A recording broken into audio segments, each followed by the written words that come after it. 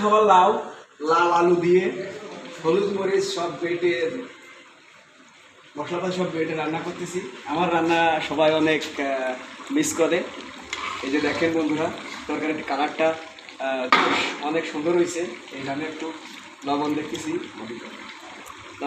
এই যে অনেক টেস্ট হয়েছে। তো খাবারটা আজকে অনেক টেস্ট হয়েছে।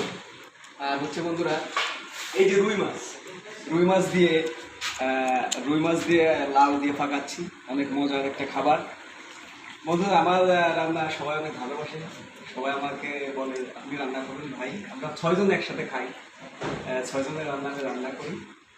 তো সব মিলে রান্নাটা অনেক সুন্দর হবে, আশা করি সবাই প্রশংসা করবে আমার রান্নার, এটা আর কি। তো ওই যে ওখানে তেল মরিচ হলুদ গুঁড়া পেঁয়াজ রসুন সব আছে। এদিকে যে প্রায় তরকারি শেষ কষানো, এখন চলতেছে রান্না। এই যে ঢেকে দিলাম। তো আমার রান্না কেমন হয়েছে গ্যাস অবশ্যই কমেন্টে জানাবেন। আজকে নতুন ব্লগ আমার অবশ্যই আমি আপলোড করব আমার ইউটিউব চ্যানেল সুমন শিকদার। আপনারা সবাই ঘুরে আসবেন। ওকে, বাই।